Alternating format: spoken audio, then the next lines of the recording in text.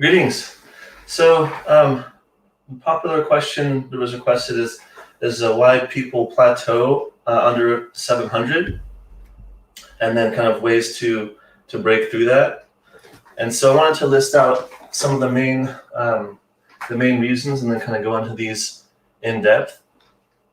And then you can type your questions as I go through these, and I can address those as we're going through that.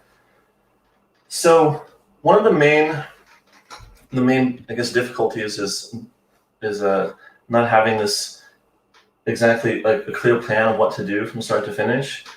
And so, I mean, GMAT land's pretty vast, so it helps to have some kind of expert feedback. But we'll go into that in more detail. First, I'll let you just read through this, and then we'll go into these.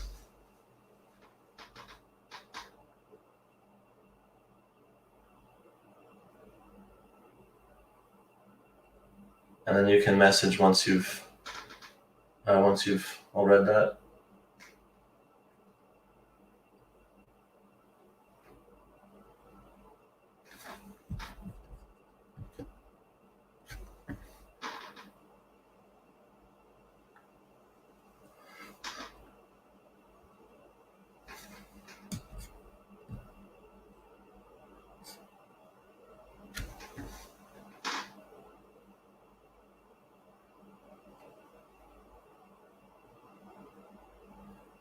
Can you all see the notes?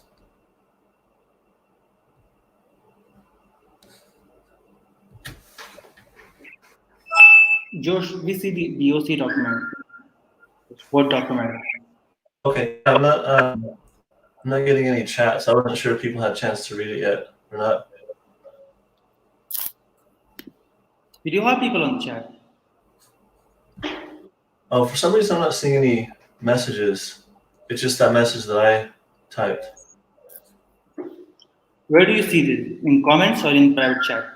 So in private chat, it just shows the message that I typed, and then in comments, I just see the 2 welcomes from GMAT Club. And yeah. There you will see all user questions. You are yet to receive comments, but yeah, you can see all user comments in that tab. Oh, okay. So, yeah, okay. So anyway, we'll go into these in more detail. So on the no clear path, this down here. So all of the GMAT materials, there's quite a lot. It can be disorienting, and I guess it's better to do anything rather than nothing. But oftentimes students kind of just attack it with no real plan of what to do, because they have to kind of reinvent the wheel unless they enlist expert help. Which, by the way, is a good thing to do, because you can get consistent feedback, and you don't have to reinvent the wheel because the map has already been drawn. You can just kind of follow that path based on what you need. And if you get consistent feedback, that can greatly compress your timeline. So one of the common issues on not having a clear path is students will often just do a ton of practice questions and burn through a bunch of practice tests. And that's better than nothing, but it'll only take a person so far. You can think of each question as like a mine, and there's a certain amount of information you can extract from that question. And just kind of quickly doing it, seeing the answer, and then kind of moving on, that might get you maybe 50%, maybe 20%, depending on the question. So it's good to think of this in terms of quantity times quality. Basically, you could do 1,000 questions and only get maybe 20 or 30% of the value, and that would be not as efficient or as effective as doing, say, 500 questions and getting, let's say, 80% of the value if you go in depth into those questions and really learn everything that there is to learn from those. The same thing is true with practice tests, because practice tests, I mean, although there are many available, there are probably over 100 that you could find. They're not all created equally. Not all the questions have the same level of rigor and quality as the real GMAT. And the point of a practice test is to diagnose your scores, to get some data.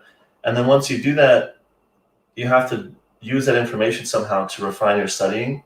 It's not very helpful to just do another practice question, another practice test, and then keep doing that repeatedly. It's better than nothing, but eventually you'll burn through all the practice tests, and once you have a clear picture of what you need to study, you might not have many tests left to use. So it's better to use a test and then maybe put in, say, 50 hours of study, depending on your timeline and what your score breakdown is, and maybe 10 hours if you're really close to your score. But basically, you don't want to just do a ton of quantity without the quality that goes along with that. And a lot of students do that. They use all the materials, they use the official guide, and then all the official GMAT questions, and then they're just kind of stuck. And then they have to use third-party materials that are okay, they're better than nothing, but it's better to go the other way to finish with official questions, because that's closer to the real test. And then when you take the actual test, you'll be better prepared. So, and then on the note of quantity and quality, so there are two main approaches to improving your score and getting better at GMAT.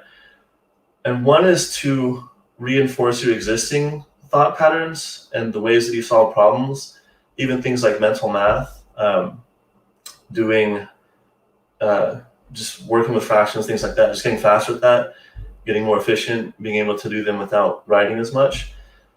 And then another necessary approach is to change the way that you think about problems, the entire way that you approach the questions. For example, a person might be used to solving algebra questions just by either straight algebra, or maybe plugging in numbers, using a table, things like that.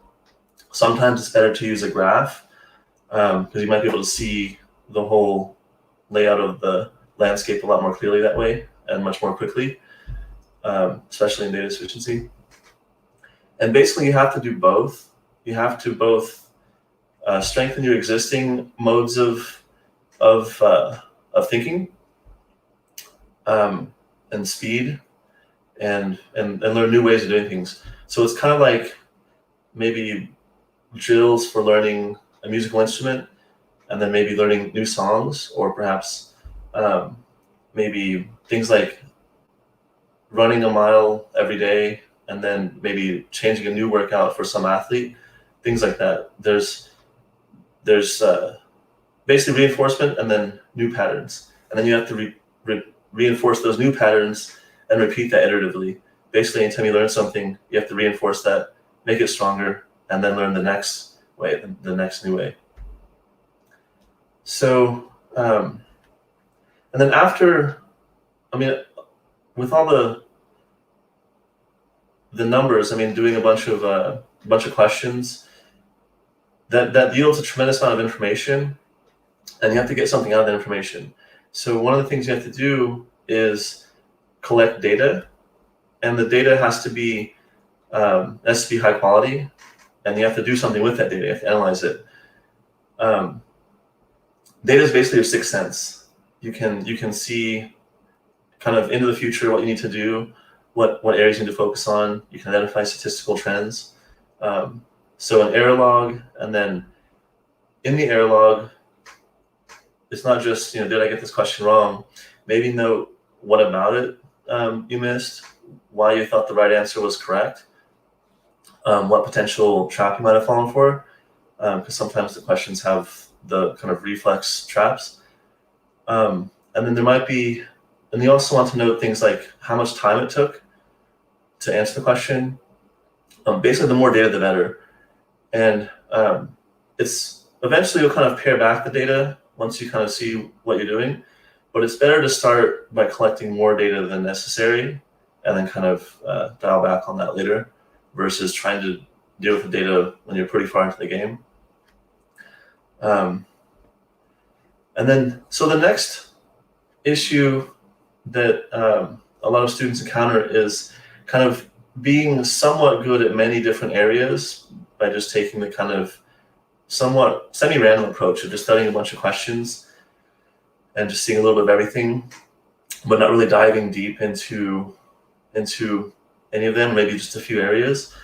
So it's good to basically, you want to look at the data and see which kinds of questions you're missing the most on practice tests and in problem sets, and see how frequently they appear, and then focus on the ones that you're missing and missing the most frequently, that appear the most frequently. So kind of being somewhat good at many things, that'll get you pretty close to your target actually, but not it won't break through the 700 layer. So it'll get you can get all the low-hanging fruit that way by just not missing easy questions, but you'll need to go deeper into certain areas. And by the way, the way that the exam is scored, it's based on the difficulty level of the questions. So if you're missing easy questions, it doesn't matter if you're getting the difficult ones right. There's a penalty for missing those easy questions. So it is important to kind of be somewhat good at many different things so you don't miss the easies. But the next step is getting the difficults. However, just focusing on difficults by itself isn't enough either. So the next error type is focusing on the wrong types of questions, the wrong categories. So some students will, once they get into the 650 range, they might just do only difficult, like Quant 51 level questions, or only the very difficult verbal questions. And of course that's important to do. It's necessary and helpful. But again, if you focus on just difficult questions, you can get a sense of tunnel vision and then maybe overlook easy things, easy points, even in difficult questions. Or you may even treat the easy questions as difficult and then overcomplicate them and then miss those. So it's definitely important to mix the difficulty level. Even if you're almost there at the 730 or 7, whatever score you're aiming for, or you may even just be aiming for 680 and still trying the same thing. You definitely want to mix the difficulty level because the exam is going to give you mixed difficulty level as well. And you're not going to really see like 30 Quant 51 level questions. Realistically, the number of very difficult questions, even if you get a perfect score, you might see 5, at most 10 extremely difficult questions. They're mostly going to be in the medium category. Hi, Chris. If you have any questions, by the way, feel free to jump in. You can type it in the chat, and I can address that as we go through. So then, another way to think about this, the difficulty level, is you can think of your knowledge base as there are two models. You can think of either a pyramid or a skyscraper. So pyramid is kind of more what you want to do for GMAT. You want to have a broad base on the fundamentals, because missing the easies is what really hurts a lot of people's score, even if they're doing well and overlook a simple question. Plus, being really good at the easy questions helps with being good at the easy questions helps with even the difficult questions, because a lot of difficult questions are really many easy ideas, but just kind of condensed into one question in a 2-minute format. So if you get good at the easy questions, that'll help with the difficults. And basically, focusing just on the difficult questions is oftentimes kind of like trying to build a house from the third floor, instead of making the first and second foundations strong. So it's always important to be 100% or 95% strong at a given level before going to the next level, because everything compounds in GMAT. Even like from the start, when you're doing even foundational questions, your skill there is going to carry all the way to the end. So even simple things like adding fractions quickly, that might not seem like such a big deal if we're dealing with difficult questions, but if you're good at that and you can do it mentally without writing anything down, that'll make your homework go faster. You can cover more material, and then even in the test, when you're doing questions, you'll be able to do questions faster. So you definitely want to be strong on early levels. That's a common plateau, even for people who are scoring in the upper 40s. That's a common issue. There's just a few minor things that they're just missing, that if they just got that would help them break through. And then in terms of the other type of, focusing on wrong question types, sometimes people will focus on a specific type of question. For example, they might just do a ton of combinatorics because they missed something about how many ways can these fruits be arranged or whatever. So it's important to pay attention to the frequency of the actual questions, because realistically you might see maybe 3 combinatorics questions in a test. At most 5, something like that. But sometimes students will just focus on one thing because that's their weak area, or even that might be a strength, but they perceive it as a weak area because they missed a question on that. But maybe it's a difficult question. So, and then similar with CR, sometimes people want to focus on CR, and it's important. Critical reasoning is definitely a major component of the verbal section, but oftentimes people might overemphasize that and then neglect things like sentence correction, and then miss some easy questions there. And then even though they gained something in critical reasoning, they might have lost something elsewhere. So it's important not to neglect the other question types at the expense of just a few types or just one type. You want to balance the different question types. So definitely pay attention to the frequency of the types of questions that you're seeing. So on time management, so this is a whole universe. The exam itself is time management, and then studying for the test is time management. So there's a lot going on here. So it's important to look at time management on different scales, on the macro level and on the micro level. And on the macro level, there are 2 different approaches that students take. There are, I guess, two different extremes, and one isn't necessarily better than the other, but oftentimes people will emphasize, so they're basically tortoise versus the hare. So the tortoise kind of just sprints and then gets tired and then doesn't run for another 20 minutes, takes a nap, whatever, and the tortoise is just kind of constantly chugging along. And oftentimes students will kind of take the rabbit approach, where they're just, they might study intensely, like maybe put in 6 hours on this weekend and then kind of not really do anything the next 5 or 6 days. So even though they made some progress, that time that they took off might have negated that because they'll have forgotten things and gotten rusty.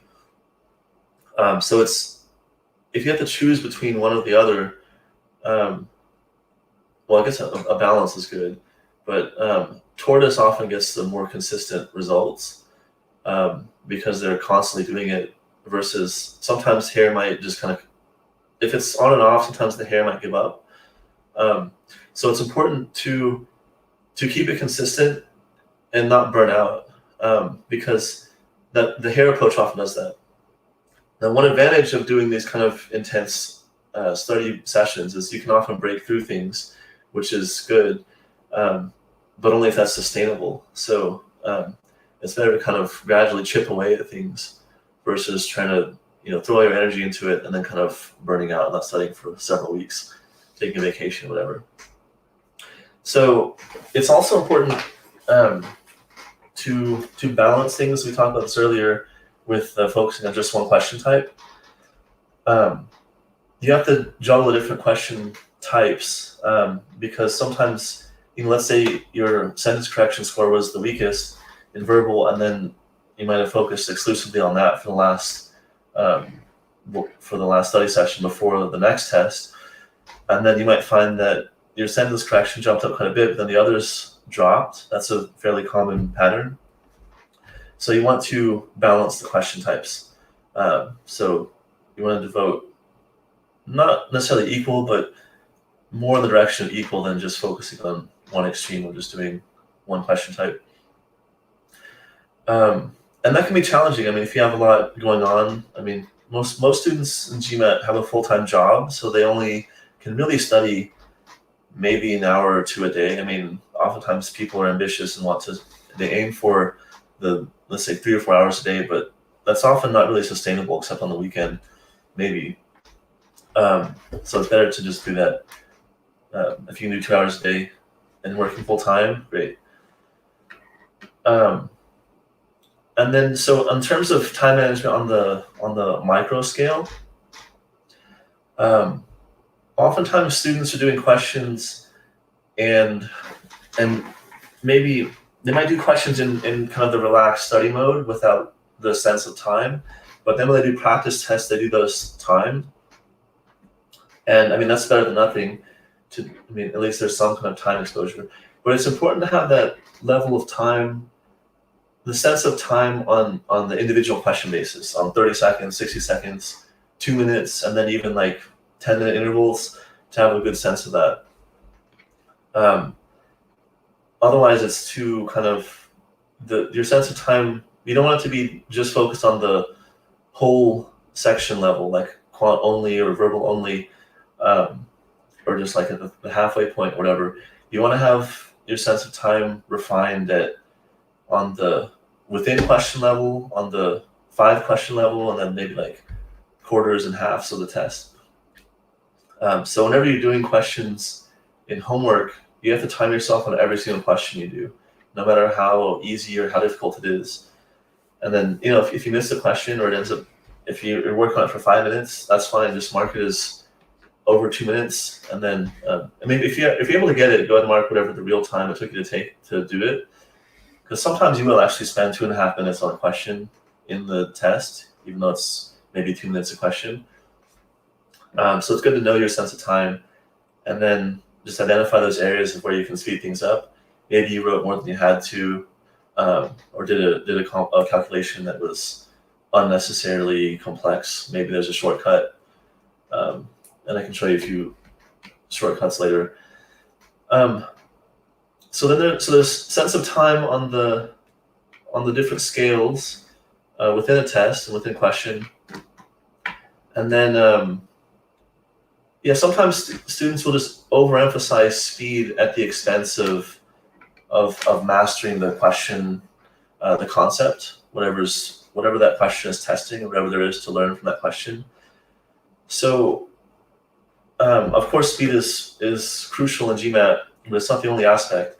So if you focus just on the speed when answering questions, you may overlook certain concepts that are relevant to that question.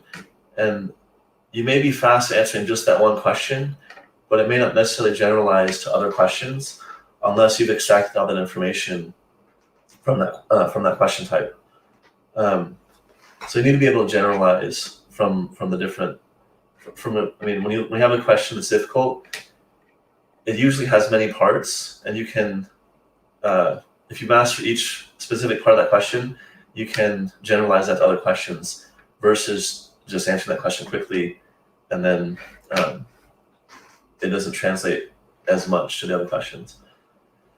So, okay, lastly, one of the major problems that students encounter is burnout, because it's a lot of work. I mean, to study the GMAT for several months maybe, and then on top of the job, on top of all other responsibilities and obligations you might have.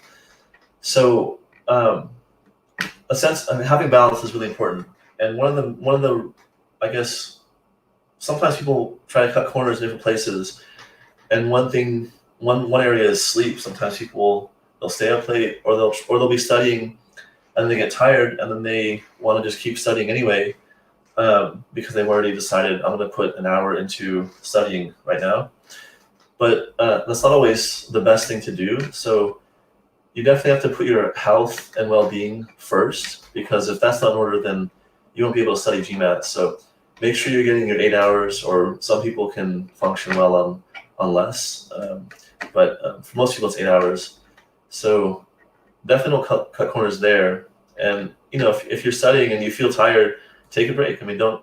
There's no point in spending that extra 30 minutes torturing yourself and then only getting a couple questions when you could just take a break and then maybe answer 10 questions in the equivalent amount of time.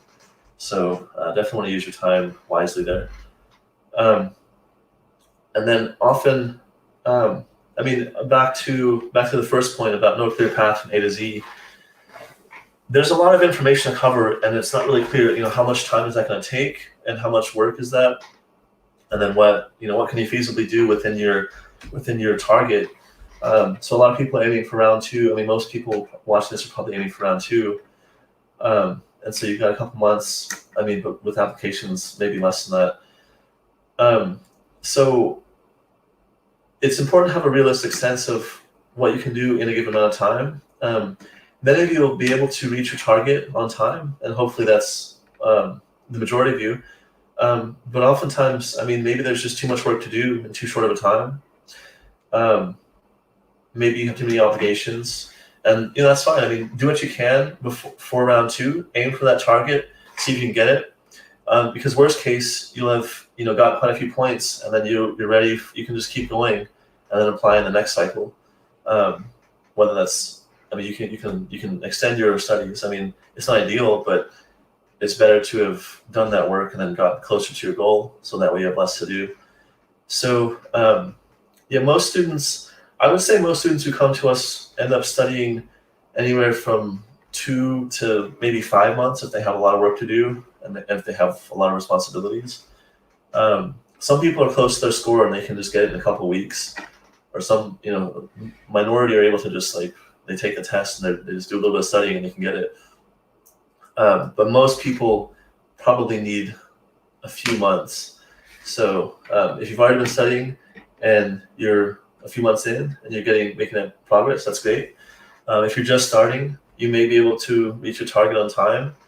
You may need more time. Whatever you do, don't burn out. Just keep a steady, consistent pace. And then as long as you're seeing that increase, that's good. But if you plateau, you can get help too.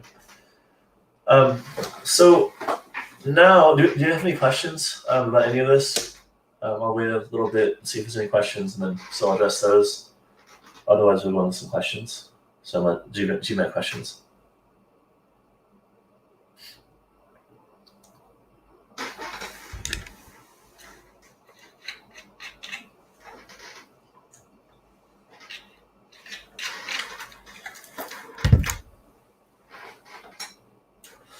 Okay, so let me pull up the first one.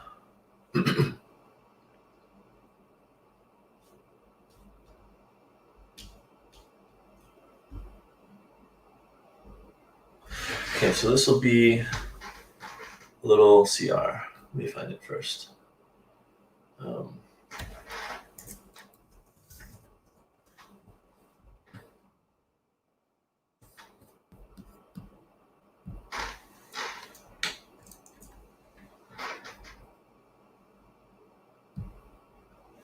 So I'll give you a couple minutes to glance at that, and then we'll dive in.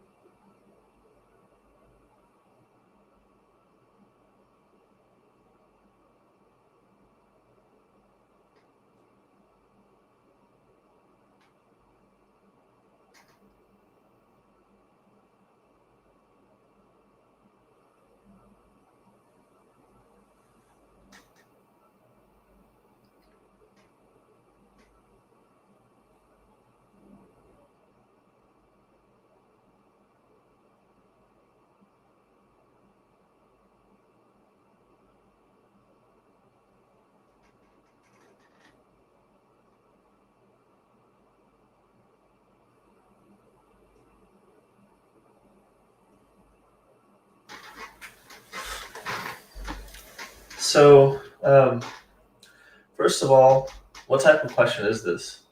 If anyone could type that in the comments.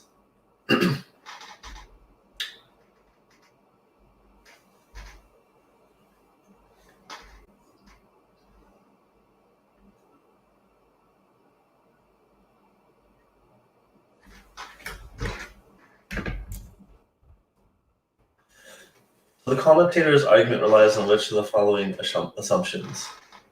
So this is an assumption question, which is kind of like a strengthening question, but it's a little different. So here we're looking for, exactly, thanks Hitesh.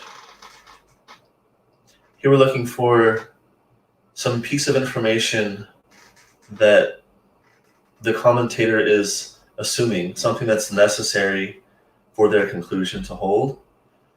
So in any CR question, it's always a good idea to look for the conclusion first. I mean, we'll read the question, we read the passage after reading the question, and then identify the conclusion. So this first sentence, the theory of trade retaliation states that countries closed out of any other country's markets should close some of their own markets to the other country in order to pressure the other country to reopen its markets. That's a piece of information that just states what the theory of trade retaliation is, and that's used by the commentator to reach their conclusion, which is the second sentence.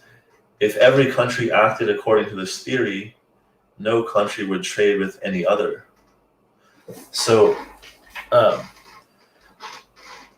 the commentator is making some assumption in reaching that conclusion, and that's what we're looking for. So in dealing with assumption questions, there are a couple ways to approach it. You can either look at the answer choices and see if they're necessary for the conclusion to hold. They may be out of scope. But sometimes that may be it may be unclear whether they're satisfying the condition. So another thing to do is the negation test, so basically an assumption is required for the conclusion to hold. So if you toss that assumption, if the conclusion no longer holds, that means that assumption was required. So that would be the correct answer choice. So for example, we try that in A. It says no country actually acts according to this theory of trade retaliation. If we were to negate that, it would say that maybe some country does act according to this theory of trade retaliation. So if some country were to close its markets in response to the other country closing their markets, that doesn't mean that no country is going to trade with each other. That just means maybe that particular country might not be trading. That particular pair of countries might not trade. So A is not necessary for the conclusion to be true. So we can rule A out. Also, A sounds like the commentator's conclusion. Was the commentator saying if every country did this, there would be no trade? So an A is saying, well, no country, it must be the case that no country does this, because if they did, there would be no trade. So A kind of sounds more like a conclusion that the commentator might draw on the basis of their reasoning, but we're looking for an assumption, not the conclusion. Inference questions, by the way, those are kind of what is the conclusion, or what is a conclusion? They're not phrased that way, but you can think of inference questions as we're looking for an unstated conclusion. But anyway, back to B. So this one, if we negate that, does anyone want to try to say what that would look like if it negated in the chat window?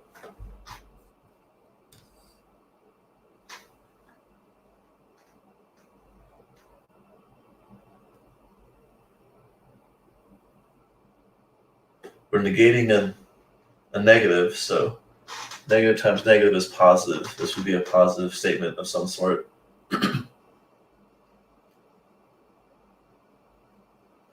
The opposite of no or none would be, it wouldn't be every, because that's an opposite extreme. But you can think of it as, if you think of none as like less than or equal to 0, the opposite would be greater than 0. So that would just be some countries should. So rather than all countries should block their markets, it's just that maybe some countries, one or more, should block their markets to foreign trade. So if that's the case, that doesn't really mean that this conclusion, I mean, it's not really impacting this conclusion about whether there's going to be no trade with any other. This is just about, it's saying should, it's like some kind of judgment, a normative or moral judgment maybe. It's saying that they shouldn't do this, but that has no bearing on what they actually do, what actually happens in this trade situation. B kind of sounds like another conclusion maybe that the author would reach, or that someone agreeing with the commentator might think, but it's not going to be an actual assumption.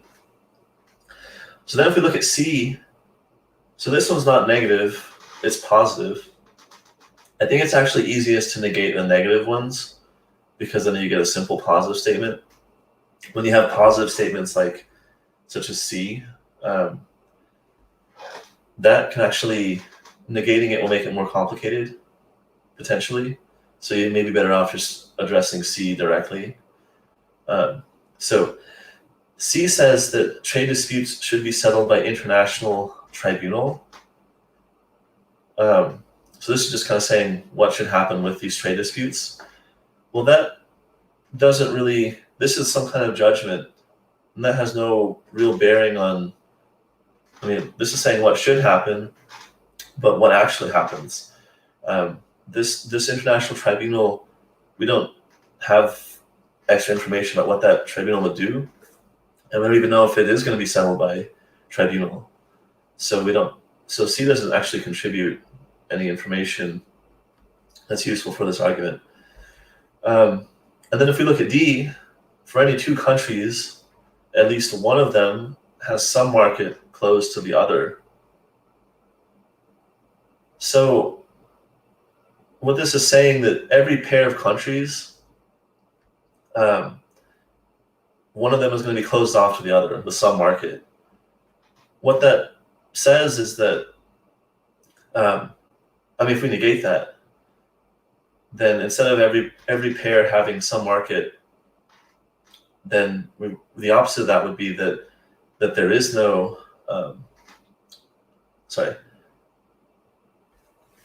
if for every two countries, at least one of them has some market close to the other, if we negate that, then there's not going to be at least one that has some market, meaning that none of them have markets close to each other. Then for that pair, if that's the case, then this conclusion about no country is going to trade with any other, that's no longer going to hold, because they're not going to block their trades off from each other. If a given pair doesn't have a market closed off, then the other trade partner in that pair is not going to close theirs off in response. So that's not going to end in this kind of deadlock situation where no country's trading. So D is the one that, if we negate that, that actually does break this conclusion that no country is going to trade with each other.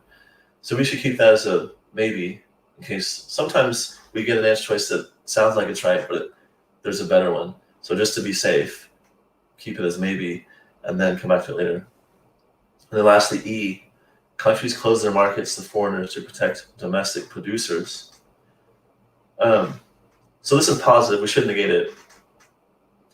But this issue of protecting domestic producers, well, that's outside knowledge. That's not really relevant to the passage. A common I guess, strategy that the GMAT uses to kind of confuse test takers is they'll bring in knowledge or information that sounds relevant.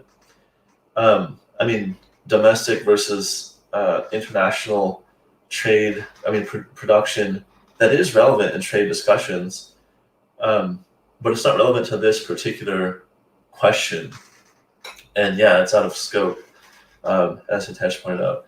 So basically, every GMAT question is self-contained. It doesn't really require any specialized knowledge that, let's say, a person who studies trade would have some special advantage. They're not going to give anyone a special advantage just because they have a background in that field.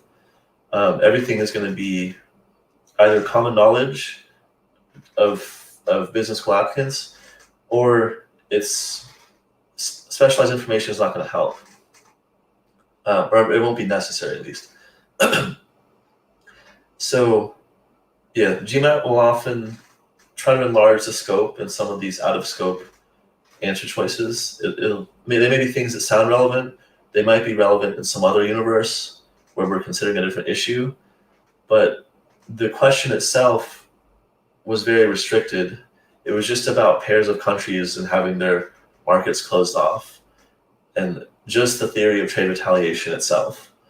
And this theory, as they presented it here, is not discussing protecting domestic interests and so on, as E mentions, even though that might be relevant in some other discussion. So that's a common,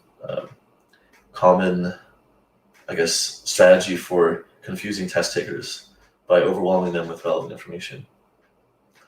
So yeah, just always remember that these questions are going to be self-contained. So that'll help with the scope thing. So we don't want to have tunnel vision, but we want to have our vision restricted to whatever they've highlighted, whatever they've drawn our attention to in the question. Okay, so that's a CI question. Let's do an SC question real quick.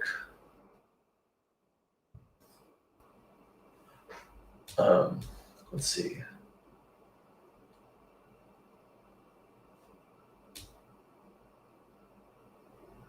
Let's look at this X-ray one.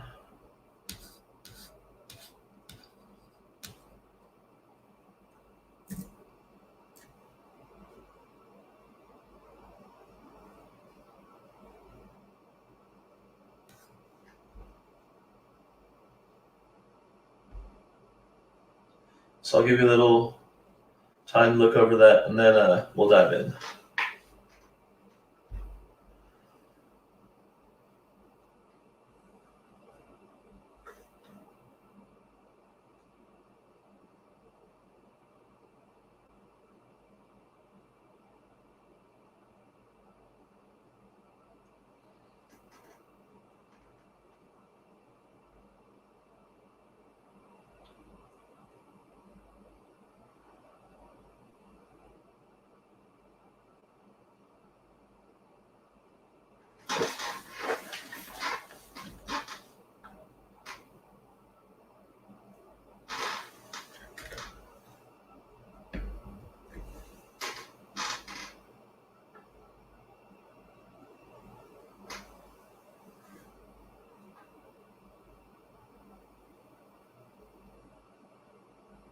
Oh, someone asked about the answer for the previous question. Yeah, it was D.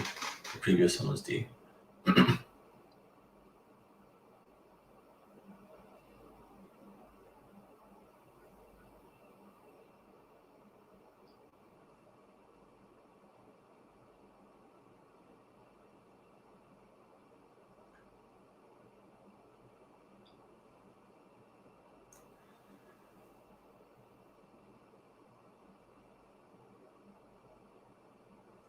Okay, so let's look at this question. And by the way, I didn't mention earlier, but CI questions, maybe 2 minutes on those, because they're kind of dense. I mean, if you can answer it faster, that's great. You don't want to rush that. SC questions, maybe 90 seconds. There are more of the SC questions, and they're a little more methodical. They often tend to go in more of the same kind of way. In CR, that's less the case. So maybe you can allot a little more time for CR. But basically, so yeah, this is one of those questions where almost the whole question is underlined. So there's probably going to be something about either the order of the phrases, or it's just not said in a concise way, or the meaning is probably distorted. So even though there's a lot of words on the screen, we don't want to get too bogged down in information details. Whenever we read an SC question, it's best to kind of think hierarchically and look at the sentence structure in terms of clauses, subject, verb, and then modifiers, phrases, preposition phrases, kind of branch down from there. So we have this first part, originally developed for detecting air pollutants. So that, right after that, what kind of phrase is that, or what role does that play in the sentence?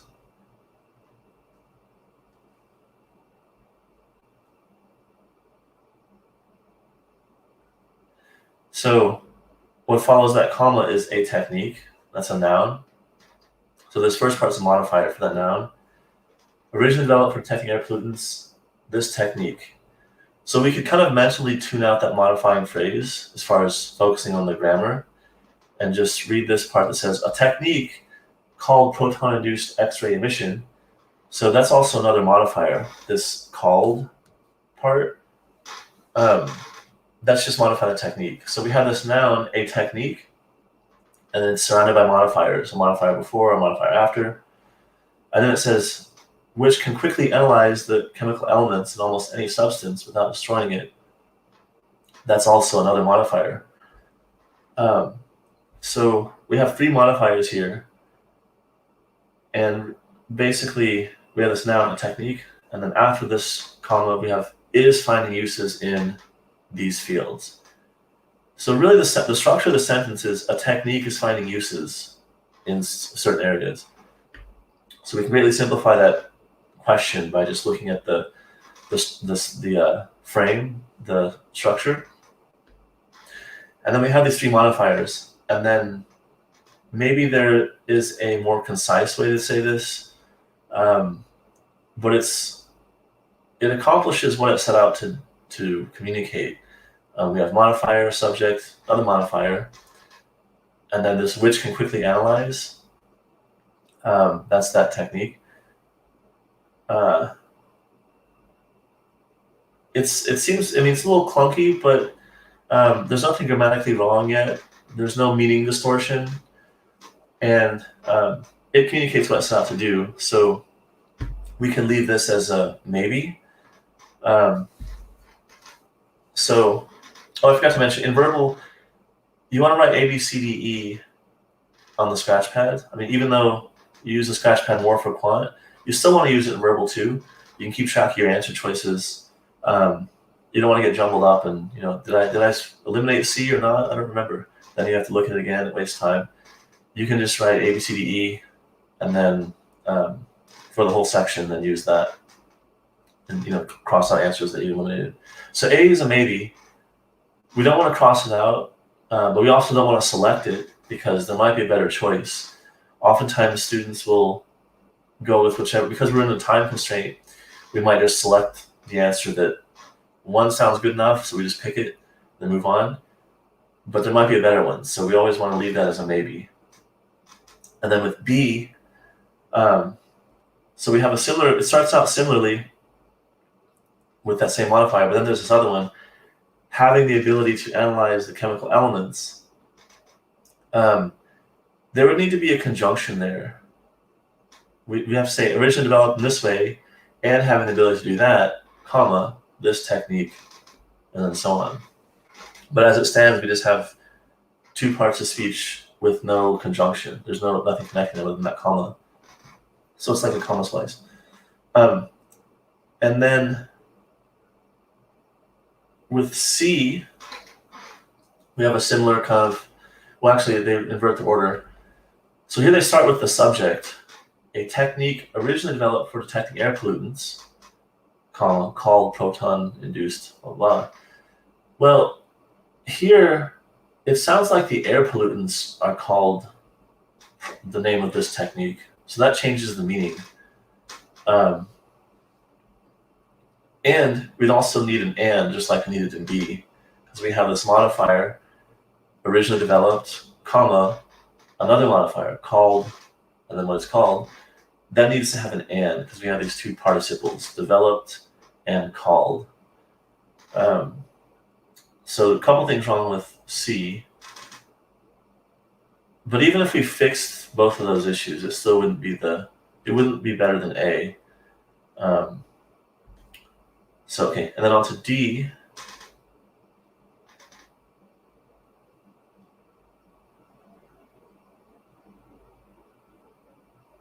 D has the same error that C had, and then it's a little bit wordier. So C says, like basically they're almost the same. It's just that D has a little bit more words in the last part. Called this, which has the ability to analyze the chemical elements, almost any substance quickly without destroying it.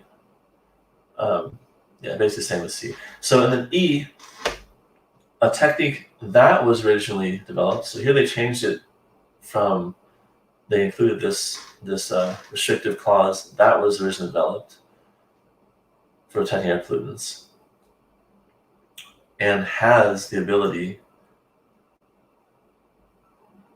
So the parallelism is a little awkward here because it sounds like it's splitting the sentence at the word that, a technique that was developed, a technique that has the ability to analyze. It might be better to put a that there where it says, and that has the ability to analyze. But aside from that, the final part in E says, called proton-induced X-ray emission. That modifier is supposed to be referring to the technique, but it sounds like it's referring to the substance because it says without destroying the substance, comma, called this thing. So the modifier is right next to the noun. So anytime we have a modifier after something, it needs to modify either the nearest noun or the nearest noun outside of a preposition phrase.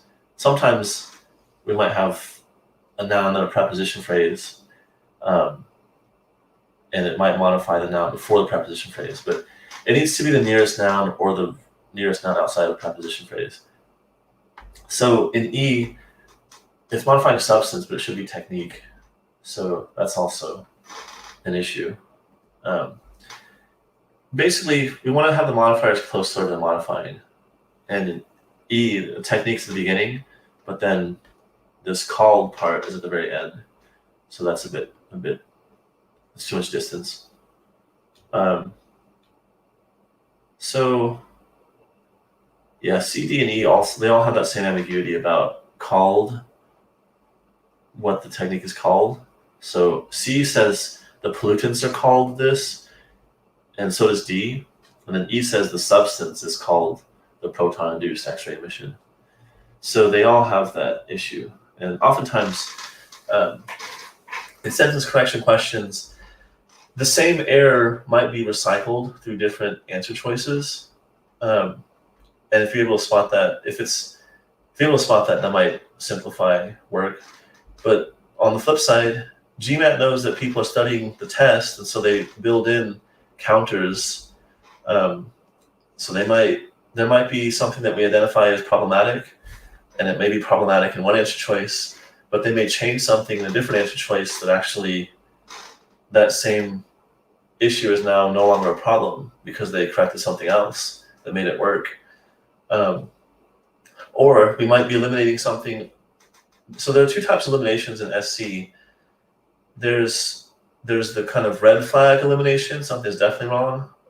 Maybe subject doesn't pair with the verb, like maybe plural subject, singular verb, something like that. There may also be Well, yeah. So there's the red flag one, and then there's the yellow flag one, which is kind of stylistic things, like maybe it was a little wordier than it needed to be, but it's not technically wrong. Or maybe it sounds a little awkward, but it's not grammatically incorrect. So those we can't eliminate off the bat. We gotta just save those as kind of reserved for later if we get down to 2 choices. So sometimes if we're eliminating something that's not strong enough to eliminate with, we want to be careful about looking for that in the splits, because we might eliminate 3 choices and we don't have a valid reason for doing so yet. I mean, early on in the question. So be careful about splits, because they might be fixed in a different answer choice, or they may not be strong enough to eliminate. But when they are strong enough, using splits to eliminate multiple choices is useful. But just to be safe, even if you use a split, you should still read the rest of the question if you have time, because you may find something else. You may find another error that could be useful for some of the other answer choices too. Let's see. So anyway, A was the answer for that one. Do we have any questions about this question or the previous question? If you do, feel free to reach out. You can find the contact form at DreamScore.com. I can take some of your questions, maybe give you some pointers on, if you're where you are in your studies and just what you need to do. That won't cost anything. That'll just be free consultation. But basically, if you want any input, any feedback on your studies and your journey, and just kind of how things are going, just to drop us a line, and we'll do the best we can to help you.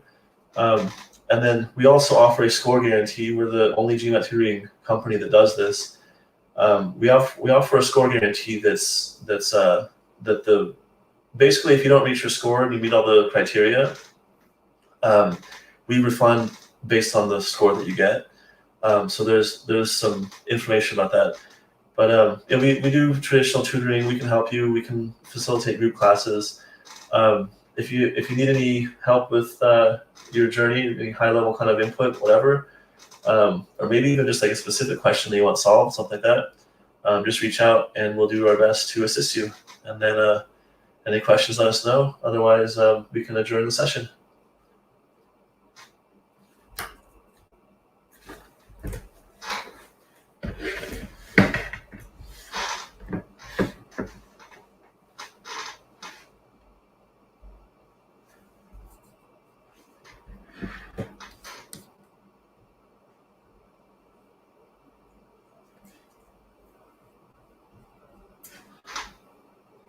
All right, have a good one.